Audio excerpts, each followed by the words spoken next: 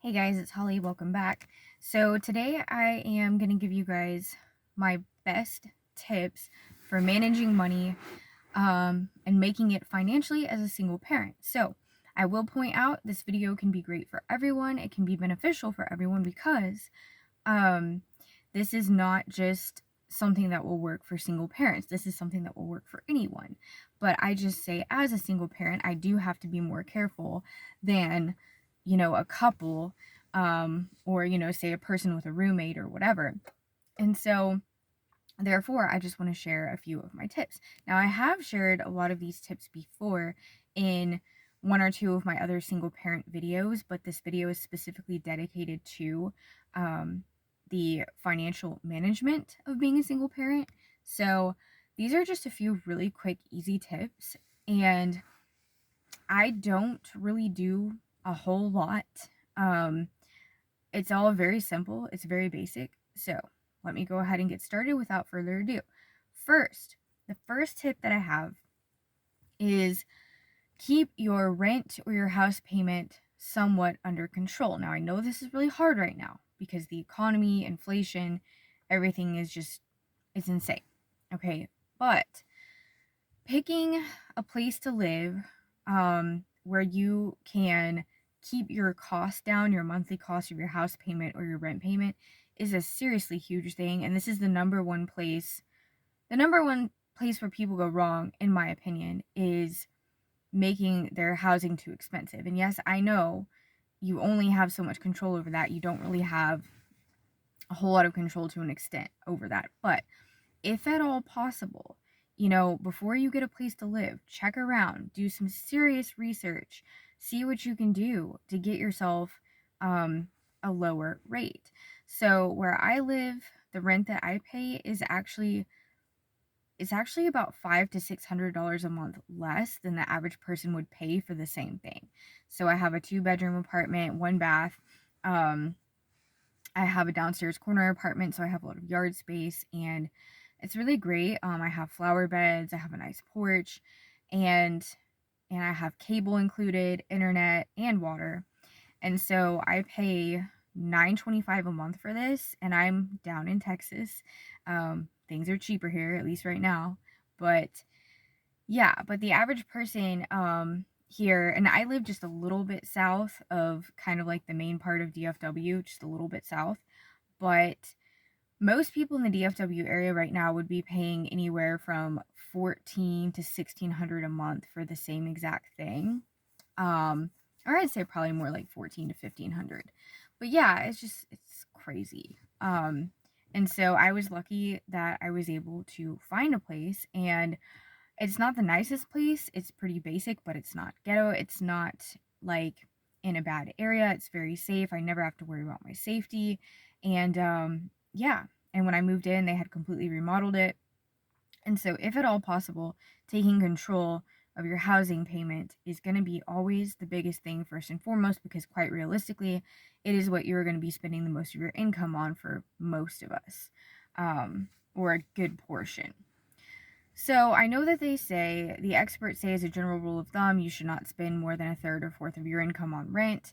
Obviously, these days, that's not really realistic. Let's just be honest. So don't worry about the so-called rules. Don't worry about any of that. Just do what you have to do. If you can't find a cheaper place, you can't find a cheaper place. Okay? So, secondly, the second tip that I have for you is stop eating out. And if you do, limit yourself. And in my opinion, my recommendation is limit it to once a week, or even less than that if you can. The same goes for coffee, like getting coffee out or a drink or something like that, some tea, whatever. I limit that to once a week. I limit eating out to once a week, and that includes if I'm having something delivered from DoorDash or whatever, or whether I'm getting fast food or curbside pickup or whatever. I don't really eat inside restaurants because of my anxiety. So, yeah, that's all I do. And then I get Starbucks like once a week. And so I highly recommend keeping that to a minimum. And that is, in my opinion, really comes in really close with the housing situation, as for why people tend to go broke and not have enough money to cover things. So another thing relating to the whole like eating out and drinking out situation, People that drink like and go out to bars and stuff, that's going to be a huge thing as well. I don't do that. I just drink wine at home, but that's going to be a huge thing to look at, as well as when you're out and about throughout your day, are you stopping and running in the gas station and getting a drink or a snack? Are you stopping here? Are you stopping there? That's definitely something to consider. I've dated guys in the past that will just like throughout the day, it's like in the morning they stop and they go in the gas station, they get coffee and they grab some taquitos or whatever. And then a few hours later, they go on a break from work and they're up, um, getting lunch from Taco Bell, and then a couple hours later, they're running in somewhere else, getting another drink. And it's like, the main tip I can offer you is to just take your food from home, get yourself a cooler, insulated lunchbox, whatever, carry it with you, carry non-perishable snacks in your car. Don't ever let them leave your car. Make sure you always have snacks and drinks. I leave like water bottles and stuff like that, sparkling waters in my floorboard, because you just never know when you're going to be caught and want a snack and a drink, and it's going to save you money. It's also healthier for you. So, my third tip is to save and invest regularly to the best of your ability, even if that's $1 or $2 a week, if it's $5 or $10 a week, whatever it is. I throw like very little money into savings and investing right now, but I do follow that weekly protocol. And every Thursday, I invest a few dollars in my savings, or I put a few dollars on my savings, and then I put a few dollars into investing. And so over time, you're going to build up a pretty good savings and portfolio, even if you're only investing, $5 a month, or $5 a week. I'm sorry. So, but even if it happens to be in a month, that's all you got. That's all you've got. Just keep doing it, because it's a habit and it's very important. And it's going to help you so much in the long run to know that you have that to fall back on, to know that you have investments and savings. And so if times start to get really, really hard, which they already are, but if it gets even harder, you have all of that. And so that's really, really important. So the last tip, well, one of the last tips I'm going to offer you, I'm going to share with you, is that driving a fuel efficient vehicle is another really important thing. I know a lot of people drive trucks, a lot of people drive SUVs. I've never been a big fan of that. Obviously, if you have a big family, you're going to need a bigger vehicle, and a lot of people don't like minivans. I get it. But if it were me and I had 3 or 4 kids or more, I would probably go with the minivan, just because they do tend to be a little bit more fuel efficient. But,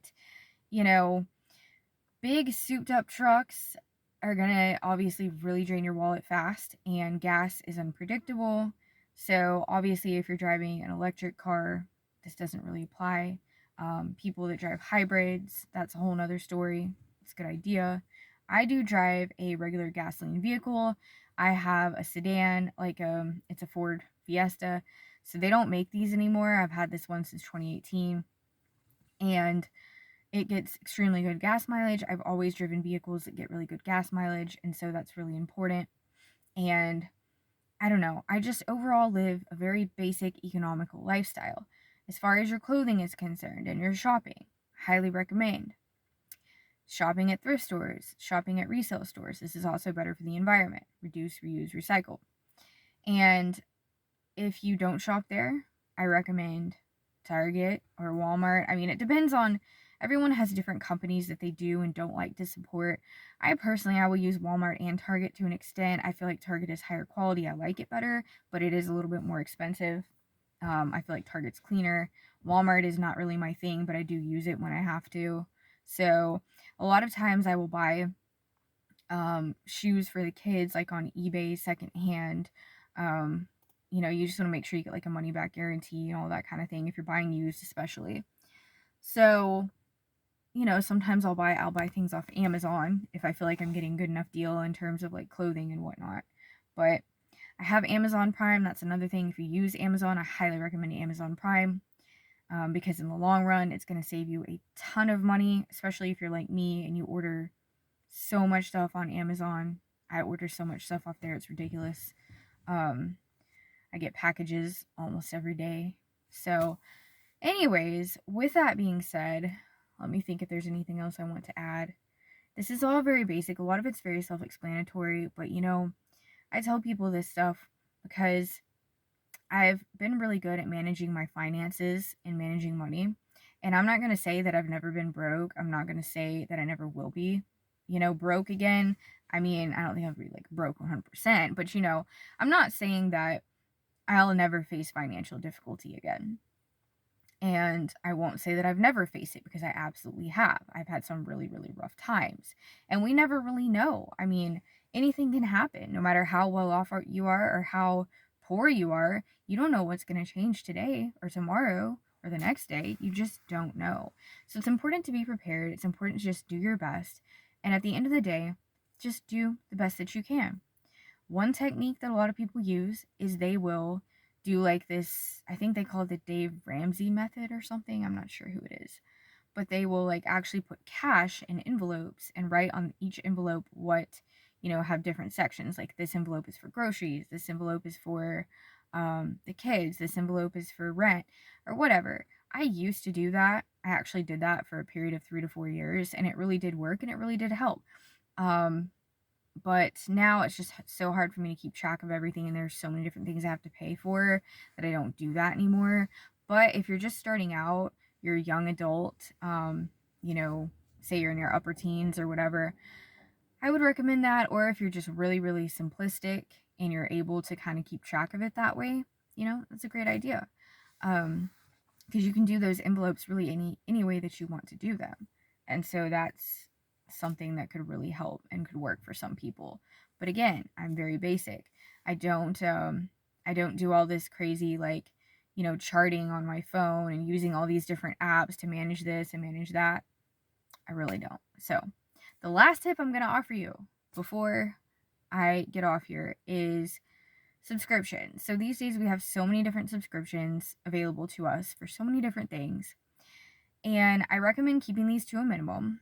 And I honestly recommend keeping it to like 1 or 2 or none. But subscriptions such as, but not limited to, TV, things that you watch, music, grocery subscriptions, and meal delivery subscriptions, all of these things. So obviously, if you're doing food or meal delivery, I recommend just sticking to one of those at a time. And if you are doing like some kind of TV app or whatever, I highly recommend just using one. So I have Amazon Prime. That's actually the only subscription I have at all currently. And I do have like the Amazon Prime Video or whatever, but I actually don't use it because I personally don't watch TV. I do watch movies, to an extent. Usually I'll just like rent a movie off YouTube or whatever, or watch, something for free. But a lot of these companies also offer free trials, so you can always do a free trial and just cancel before you're charged for it, such as Hulu. I think there's like Tubi, Crunchyroll, YouTube Premium. So I actually had YouTube Premium for a couple of months. I was using for, just to like not have the ads and stuff because I listen to so many podcasts and whatnot, and I do my workouts on YouTube. So I felt like it was kind of worth it, but to me it just really wasn't quite enough worth it to have that extra subscription, so I canceled that.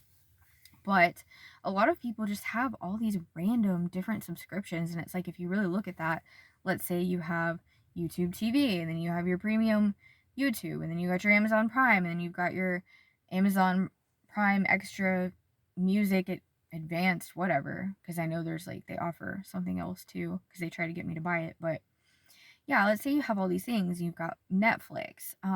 So obviously that's going to add up really quick. I don't use Netflix. I know people probably think that's weird, but again, I just don't watch TV. So anyways, but give the free trials a chance. If you haven't, if you're thinking about signing up for any of these subscriptions, and keeping those to a minimum is a huge thing this day and age. When I was younger, we didn't have all that in my early 20s, so it wasn't really a thing. But now people are spending a lot of money, obviously, on it. So being mindful of all these things. These are my main tips that I have for people in general, and also for single parenting money management. So I hope this helps. Again, I tend to be a little bit all over the place sometimes, but I try to just get my point across to the best of my ability. But this is my single parenting video for this week. Maybe for the next few weeks, I'm not sure, but I will continue to upload on this type of content regularly, as well as the other types as well. So I'll see you guys soon. Love you so much. Bye.